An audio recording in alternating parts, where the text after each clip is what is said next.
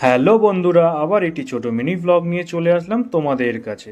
আমি চলে গিয়েছিলাম নবদ্বীপের রাস দেখতে। প্রতি বছর আমি নবদ্বীপের রাস দেখতে চলে যাই। এই বছরও গিয়েছিলাম নবদ্বীপের রাস দেখতে। আমার খুব ভালো লাগে নবদ্বীপের রাস দেখতে। যথারীতি আমি আমার ভাই বেরিয়ে পড়ি ঠাকুর দেখতে। দেখতে দেখতে রাত্রে ডিনার করতে চলে গেলাম নবদ্বীপের একটি ফেমাস রেস্টুরেন্ট, রাঙামাটি রেস্টুরেন্টে।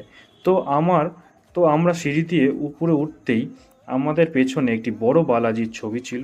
আর রেস্টুরেন্টের ভেতর অ্যাম্বিয়েন্সটা দারুণ ছিল। আর বেশি দেরি না করে আমরা ঝটপট অর্ডার করে দিই মিক্সড ফ্রাইড রাইস আর চিলি চিকেন।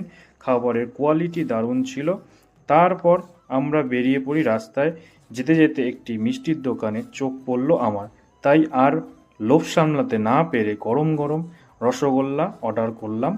আর তোমরা তো জানোই নবদ্বীপের দই মিষ্টি ফেমাস এবং নাম করা। যারা যারা নবদ্বীপে দই মিষ্টি খেয়েছো তারা আমাকে কমেন্ট করতে পারো।